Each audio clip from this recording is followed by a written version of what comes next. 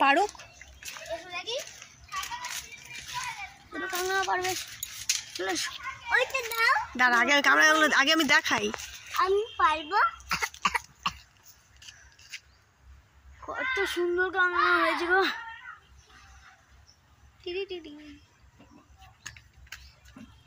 জুতো কেন খুঁজছো?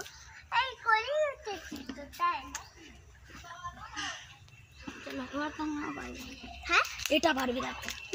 এটা পারবি। লাস্ট টাইম যখন ওই বাড়ি গেছিলাম আমাদের গাছের কামরাঙা পেড়ে আমরা মাখা করে খেয়েছিলাম। আমি, রাজা, রোদ্দুর আমরা তিনজনেই মেখে খেয়েছি। টক তো সবাই খেতে পছন্দ করে না, সেই জন্য টক খাওয়ার লোক খুঁজে পাওয়া যায় না খুব একটা। তো যাই হোক, ভিডিওটা এডিটও করা হয়নি আর তোমাদের সাথে শেয়ারও করা হয়নি।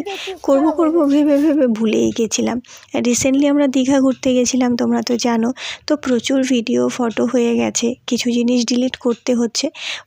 ওই ডিলিট করতে গিয়ে ফোন ঘাঁটতে এই ভিডিওটা পেলাম, যেটার কথা আমি একদমই ভুলে গেছিলাম। আর দেরি করলাম না, কারণ এরপর যদি আমি না এটা এডিট করি পরে আমার আর মনেই থাকবে না। তো দেখো আমার রোদ্দুর কত মজা করেছিল। রোদ্দুর না এইসব করতে ভীষণ ভালোবাসে, শুধু রোদ্দুর কেন, ওর বয়সী যে কোনো বাচ্চাই এগুলো করতে ভালোবাসবে। আমি যখন ছোট ছিলাম তখন আমাদের এই কামরাঙা গাছটা অনেকটাই ছোট ছিল, কিন্তু অনেক ছোট থেকেই ফলন দিতে শুরু করেছিল, যার কারণে আমি নিজে প্রথম হাত বাড়িয়ে পারতে পারতাম। তারপর যখন গাছটা একটু বড় হয়েছিল আমি গাছে উঠতে পারতাম, খুব বড় না, মোটামুটি আর কি ওঠার মতো ছিল। কিন্তু এখন অনেকটাই বড় হয়ে গেছে, এখন আর আমার পক্ষে ওঠা সম্ভব নয়। আর এইটা দেখো আমাদের ছাদে আমার বাবা যে লঙ্কা গাছ করেছে, এই লঙ্কাগুলো বাবা চারা করবে পরে, বীজ করবে পরে, সেই জন্য রেখেছে। কিন্তু রোদ্দুরের ইচ্ছা হয়েছে ওই লঙ্কা দিয়েই মাখা করে খাবে, যেহেতু বাচ্চা মানুষ খাবে। আর এই লঙ্কাটা খুব ঝাল, সেই জন্য আমরা একটা লঙ্কাই ব্যবহার করেছি, বেশি লঙ্কা দিলে তো ও খেতেও পারবে না। তো দেখো, আশা করি তোমাদের ভিডিওটা ভালো লাগবে। আর এই দেখো রাজা কি সুন্দর করে কামরাঙাগুলো সাজিয়ে দিয়েছিল।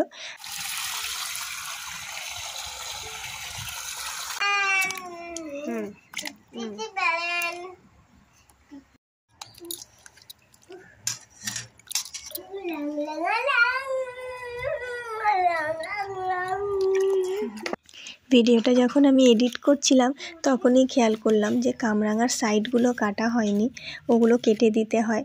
আসলে তখন রোদ্দুর ছিল সঙ্গে, আর ওকে নিয়ে ভিডিও করাটা না খুব চাপের হয়ে যায়। যাদের বাড়িতে ছোট বাচ্চা আছে আর ভিডিও বানাও, তোমরা নিশ্চয়ই এটা রিলেট করতে পারবে। ছাদের মধ্যেও দৌড়াদৌড়ি করছিল, কল খুলে দিচ্ছিল, এখানে হাত দিচ্ছে ওখানে হাত দিচ্ছে, ওকে সামলাতে হচ্ছে। আর রাজাকে আমি ক্যামেরা ধরিয়ে দিয়েছিলাম, রাজাও ওকে ধরতে পারছিল না ওই মুহূর্তে। তো তাড়াহুড়ো করে কাটতে গিয়ে আমি সাইডেরগুলো কাটতে ভুলে গেছিলাম। আমি অ্যাঙ্গেল ধরবো, আরেকটু নিচু কর। হ্যাঁ, আমি অ্যাঙ্গেল ধরবো। রাজাকে আমি ক্যামেরার অ্যাঙ্গেল বোঝাচ্ছিলাম, তো ও তো কিছু বোঝে না, ও শুধু শব্দগুলোই ক্যাচ করে। কন্টিনিউ আমাদের সাথে এরকমও বক করতে থাকে যখনই আমরা কোনো কিছু করি। সেই জন্য ভাবলাম তোমাদের সাথে ওর কিছু কথা আমি শেয়ার করি, তোমরাও শোনো। কি কেটেছো মা? আমার কি বন্ধ করে দে, বন্ধ কর। কি কেটেছো জানি না। যে কোনো টক জিনিস যখন আমরা মাখা করে খাই তখন কাসুন্দিটা কিন্তু ম্যান্ডেটরি হয়ে যায়। কাসুন্দি ছাড়া ঠিক টক জিনিস মাখা অতটা ভালো লাগে না, বিশেষ করে এই কামরাঙা। কিন্তু দুঃখের বিষয় ওই সময় আমাদের বাড়িতে কাসুন্দি শেষ হয়ে গেছিলো। আসলে কাসুন্দি খুব একটা কেউ খায় না আমাদের ওই বাড়িতে, তো সেই জন্য শেষ হয়ে গেছে বলে মাও আর কেনেনি। তো আমরা নুন লঙ্কা দিয়েই শুধু মাখা করে খেয়েছি। কাসুন্দিকে খুব মিস করছিলাম, যদিও তাও ভালো লেগেছে। একটা খা, আরেকটা একটা আগে খাও। সবাই খাবে মাম্মাম, সবাই শেয়ার করে। কেমন খেতে পাপা? ভালো। রাজা কেমন হয়েছে? অসাধারণ। কেমন? অসাধারণ। টক না ঝাল না মিষ্টি? মিষ্টি। আচ্ছা খাও। দাদায়ের গাছের কামরাঙা, তাই তো? অসাধারণ। অসাধারণ। আচ্ছা আমি একটা খেয়ে দেখি। এই দাদাকে দাও, এ কি? সবাই মিলে খাবো, সবার সাথে শেয়ার করে খেতে হয়।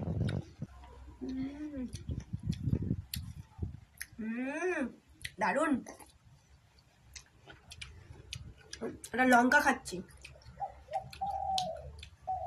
এই লঙ্কাটা যা ঝাল। খাই গোল গোল গুলি লঙ্কা, খাই গাছের কামরাঙা, গাছের লঙ্কা, শুধু নুনটা কেনা ফাটাফাটি।